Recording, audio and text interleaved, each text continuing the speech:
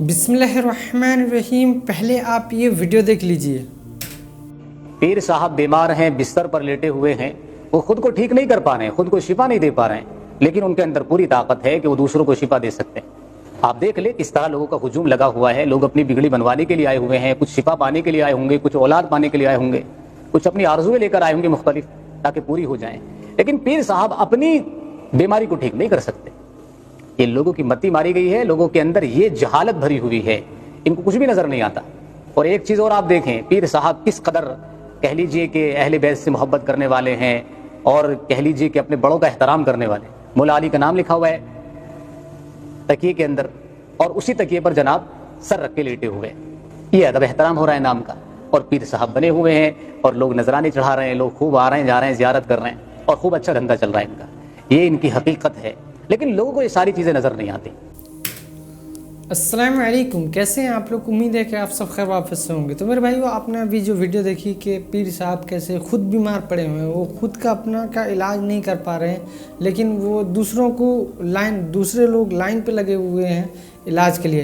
तो मेरे भाइयों, आज का पूरा कम्प्लीटली एनालिसिस करेंगे। जिस तरीके का इलियास कादरी हफिज़हुल्लाह, उन्होंने भी बीमार पड़े थे, लेकिन वो इंटरनेशनल हॉस्पिटल गए थे अपने आप को ठीक करवाना है, लेकिन लोग जब बीमार पड़ते हैं उनके पास आते हैं। उसके बारे में आज हमें पूरा कम्प्लीटली बयान करेंगे इंजीनियर मोहम्मद मिर्जा साहब। आप वीडियो कंप्लीट तक जरूर देखिए ताकि आपको पूरी बात समझ में आए। बिना किसी ताख़ीर के अल्लाह का नाम लेके शुरू करते हैं। इसी वजह से मैंने आज इसको टॉपिक बनाया। मैं जब वो वीडियो देखता हूं, और वो मुझे दर्जनों दफा देखनी पड़ी क्योंकि मुख्तलिफ मीम्स में वो वीडियो आ रही है जिसमें वो रो रो के एक्टिंग कर रहे हैं, तो मुझे इतना गुस्सा आया कि यार इन्होंने इलियास कादरी साहब को मिनी गॉड बना दिया। और उससे बड़ी बेशर्मी है कि इलियास कादरी साहब पूरी डिटाई के साथ सामने बैठ के ये सारी बातें सुनते हैं और उन्हें बिल्कुल हया नहीं आती कि यार ये तुम लोग मेरे साथ इस तरह का ट्रीटमेंट क्यों कर रहे हो। हालांकि ये वही इलियास कादरी है जो इलियास कादरी जिंदाबाद सुनता था तो खुद कहता था इलियास कादरी मुर्दाबाद। और अब हालत यह है कि सामने खड़े होकर लोग उनको स्टोरियां सुना रहे होते हैं कि बापा जानी हमने ख्वाब में देखा कि आप तशरीफ लाए और ये कर दिया, हमने बेदारी में देखा आप हॉस्पिटल में गए और आपने फलां को शिफा दे दी। हालांकि खुद जब इनका पेशाब बंद हुआ था तो आगा खान से ऑपरेशन करवाया था। मुझे नहीं समझ आती, लोगों को तुम दरबारों में भेजते हो मुसीबत और परेशानी के वक्त। तुम कहते हो कि अब्दुल्ला शाह गाजी ने समुंदर रोका हुआ है और अगर किसी के साथ कोई इशू है तो वो उनके मजार पे चला जाए। तो भाई जिसने समुंदर रोका हुआ है, जब तुम्हारा पेशाब रुक जाता है तो तुम भी उधर ही जाया करो। लोगों को दरबारों में भेजते हैं, खुद सबसे महंगे हॉस्पिटल्स में जाते हैं। इसका मतलब है कि इनको अंदर से पता है कि इस तरह नहीं दुनिया में होता। भाई दुनिया को अल्लाह ने असबाब के साथ जोड़ा हुआ है। आपको ये धमकियां लगाते हैं कि जी इमाम मालिक कहते हैं उम्मत मर जाए, कि नबी की गुस्ताखियां हो रही हैं और उम्मत कुछ नहीं कर रही। और आपको बार बार ये नफ्सियाती मरीज बना देते हैं कि हमने जाके फ्रांस के ऊपर हमला कर देना है। इमाम मालिक फरमाते थे फिर उम्मत जिंदा क्यों है, फिर मर जाए सारी, फिर मर जाए सारी। पूरी आलम इस्लाम इस वक्त या तो मर जाए सारा आलम इस्लाम, या फिर हुजूर की इज्जत पर पैर दे। बस दो बातों में से एक बात है, बस या सारा इकट्ठा होकर मर जाए तो या फिर फ्रांस को जवाब दे।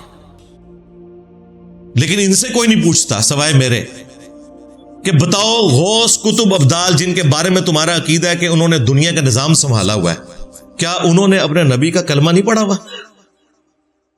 तो इन गद्दारों से हम पहले क्यों ना पूछें कि तुम लोगों ने यूट्यूब पे रखी हुई गुस्ताखाना वीडियोस को निगाह मार के डिलीट क्यों नहीं कर दिया? तुम तो निगाह मार के पूरे शहर जला के राख कर देते थे।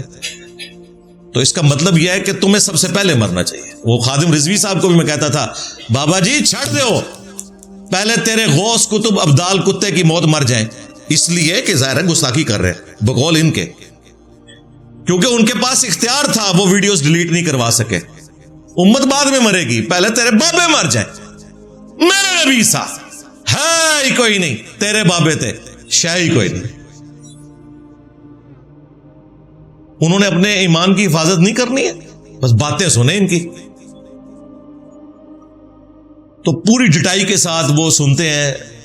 जरा इस बंदे को शर्म और हया नहीं आती कि मैं वहां पे बोल दूं कि भाई मैं नहीं गया था हॉस्पिटल में, मुझे तो पता भी कोई नहीं है।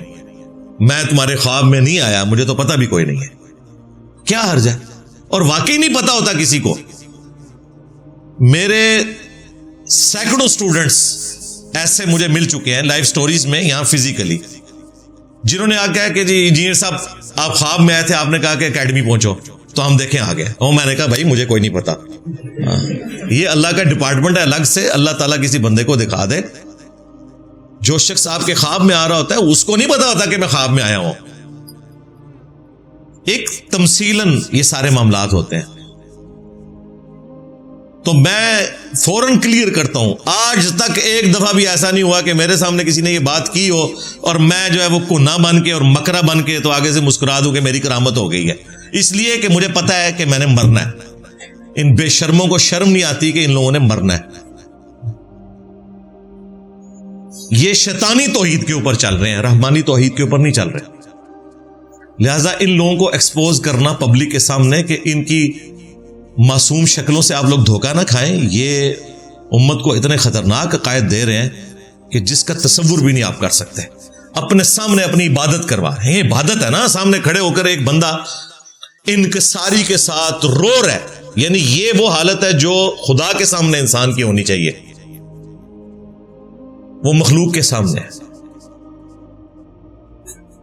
انہی لوگوں کے بارے میں قرآن میں آیا نا سورۃ البقرہ میں, وَمِنَ النَّاسِ, اور لوگوں میں سے ایسے بھی ہیں, مَن يَتَّخِذُ مِن دُونِ اللَّهِ أَندَادًا, کہ جنہوں نے اللہ کے سوا اور ہستیاں اللہ کے مد مقابل کھڑی کر لی ہیں, ند بنا لی ہیں اللہ کی. يُحِبُّونَهُمْ كَحُبِّ اللَّهِ, وہ ان سے ایسی محبت کرتے ہیں کہ جو محبت اللہ سے کرنی چاہیے. پاپا کرم کر دو, پاپا کرم کر دو, پاپا میرے تو ہاتھ پاؤں بھی کانپ رہے ہیں. والذین آمنوا اشد حبا للہ, جو ایمان والے ہیں وہ شدید ترین محبت اللہ کے ساتھ کرتے ہیں. یہ ڈیفینیشن اللہ نے خود کر دی ہے. اور پھر ہمارے محبوب امام کائنات سید الاولین والآخرین شفیع المذنبین اور رحمت للعالمین خاتم النبیین سیدنا و مولانا امام اعظم محمد رسول اللہ صلی اللہ علیہ وآلہ وسلم نے امت کو اس کھلے انداز میں مقدمہ سمجھا دیا, محبت کا کرائٹیریا سمجھا دیا. جامعہ ترمذی میں حدیث ہے, اللہ سے محبت کرو کہ ساری نعمتیں اس نے تمہیں دی ہیں, اور مجھ سے اس لیے محبت کرو کہ میں اللہ کا رسول ہوں. یعنی نبی علیہ السلام نے کہا کہ مجھ سے محبت اللہ کی وجہ سے کرنی ہے. یہ لوگ الٹ چلتے ہیں, کہتے ہیں ہم اپنے پیر کی وجہ سے نبی سے محبت کرتے ہیں, نبی کی وجہ سے اللہ سے محبت کرتے ہیں. جبکہ نبی علیہ السلام کیا کہہ رہے ہیں, مجھ سے محبت کرو کیونکہ میں اللہ کا رسول ہوں, اور میرے اہل البیت سے محبت کرو کہ ان کی نسبت میرے ساتھ ہے. اسی لیے دیکھیں قرآن میں اللہ تعالیٰ نے امت کو عقیدہ سمجھایا, لقد من اللہ علی المؤمنین اذ بعث فیہم رسولا, یہ بے شک اللہ کا احسان ہے مومنین پر کہ انہی میں سے ایک رسول کو ان میں مبعوث کیا. یہ نبی کا یا کسی ولی کا یا کسی بزرگ بابے کا احسان نہیں ہے, اللہ کا احسان ہے. ہاں انیشلی اللہ کا احسان ہے, پھر نبی نے اپنے رب کے ساتھ وفاداری کی اور امت پر احسان فرمایا کہ پوری ایمانداری کے ساتھ اللہ کا پیغام امت تک پہنچا دیا. جو بخاری مسلم میں حدیث ہے, نبی علیہ السلام نے یوم النحر کے دن, قربانی والے دن, حجۃ الوداع کے موقع پر منا کے میدان میں خطبہ دیا اور فرمایا کہ کیا میں نے اپنے رب کا پیغام تم تک پہنچا دیا؟ سب نے کہا بلا یا رسول اللہ, پہنچا دیا, آپ نے حق ادا کر دیا. آپ نے 3 دفعہ اوپر انگلی اٹھائی اور پھر آڈینس کی طرف اللہم اشہد اللہم اشہد اللہم اشہد, اے اللہ گواہ رہنا, اے اللہ گواہ رہنا, اے اللہ گواہ رہنا. اور پھر آپ نے فرمایا تمہاری ذمہ داری ہے کہ اب اس پیغام کو ان لوگوں تک پہنچا دو جو یہاں موجود نہیں, بعض اوقات جن لوگوں تک بات پہنچائی جا رہی ہوتی ہے وہ زیادہ یاد رکھنے والے ہوتے ہیں بنسبت ان کے جو پہنچا رہے ہوتے ہیں۔ صدق رسول اللہ صلی اللہ علیہ وآلہ وسلم، سچ فرمایا نبی الاسلام نے، جن لوگوں تک بات بعد میں پہنچی انہوں نے بات کو زیادہ یاد رکھا، جس کا ثبوت یہ ہے کہ آج سعودیہ کا چینل ہے، عرب کے لوگ ہیں، لیکن اذان اور نماز کے وقفے کے دوران جب احادیث بیان ہوتی ہیں تو حدیث کے اینڈ پہ آتا ہے رواہ البخاری، رواہ مسلم، نہ امام بخاری عربی نہ امام مسلم عربی۔ امام بخاری رشیا کے رہنے والے، امام مسلم ایران کے رہنے والے، نیشا پور کے، اور وہ بخارا سے۔ تو واقعی نبی الاسلام کی بات پوری ہوئی۔ تو یہ نبی الاسلام کا امت پر احسان اسی لیے مشروع فرما دیا گیا امت کے لیے کہ ہر نماز میں اپنے محبوب صلی اللہ علیہ وآلہ وسلم پر درود بھیجنا ہے، ان کے لیے دعائے رحمت کرنی ہے، تاکہ کسی نہ کسی درجے میں اس احسان کا بدلہ اتارا جا سکے۔ اللہم صلی علی محمد وعلی آل محمد۔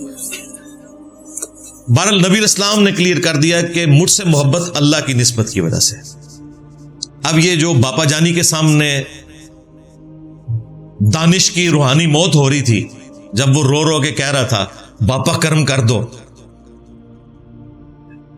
اسے میں جامعہ ترمذی کی وہ حدیث سناؤں گا اور اس کے باپا جانی کو بھی، کہ رسول اللہ صلی اللہ علیہ وآلہ وسلم نے فرمایا جس شخص کی یہ خواہش ہو کہ لوگ اس کے سامنے کھڑے رہیں اسے پروٹوکول دینے کے لیے، وہ شخص اپنا مقام دوزخ کی آگ میں دیکھ لے، والعیاذ باللہ تعالی۔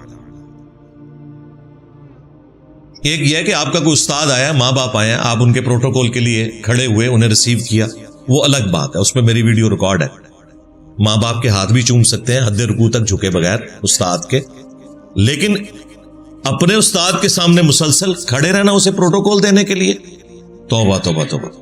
اور پھر اس کے سامنے مناجات اس طرح کرنا جیسا کہ خدا کے سامنے کھڑے ہوئے ہیں، رو رو کے۔ میرے بھائی یہی تو چیز ہے جو انسان کو شرک میں مبتلا کر دیتی ہے۔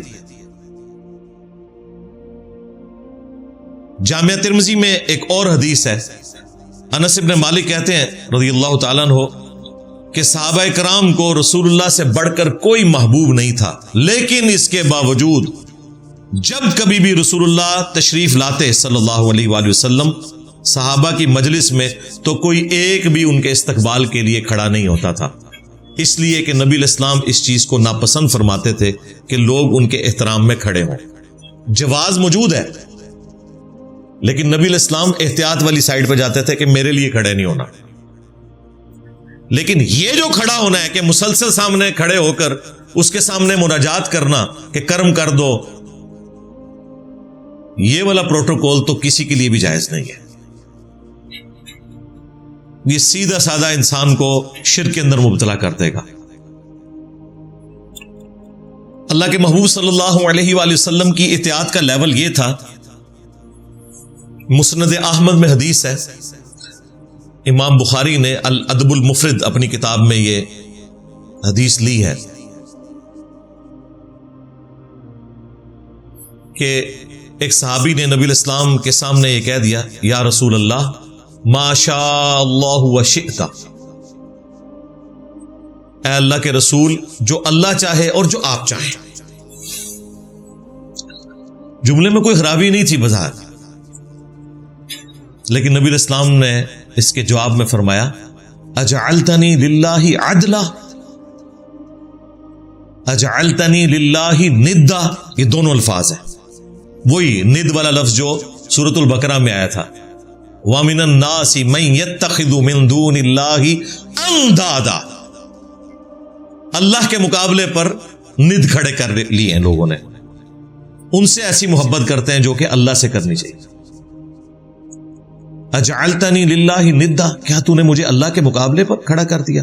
اب آگے سے وہ کوئی بریلوی نہیں تھا، ورنہ کہتا یا رسول اللہ دیکھیں میں نے پہلے اللہ کا ذکر کیا، اس کے بعد آپ کو ذکر کیا، اور میں تو آپ کو اللہ کا بندہ مانتا ہوں، میں آپ کے ساتھ وہ والی کوالٹیز مستقل بذات نہیں مانتا، میں آپ کی کوالٹیز کو ذاتی نہیں بلکہ عطائی مانتا ہوں، اور غیر محدود نہیں محدود مانتا ہوں. یہی وہ 5-6 کہانیاں نا جو رٹائی ہوئی ہیں انہوں نے، اعلیٰ حضرت بریلوی صاحب نے بھی اور ان کے جو پوتا شاگرد ہیں مفتی احمد یار خان نعیمی.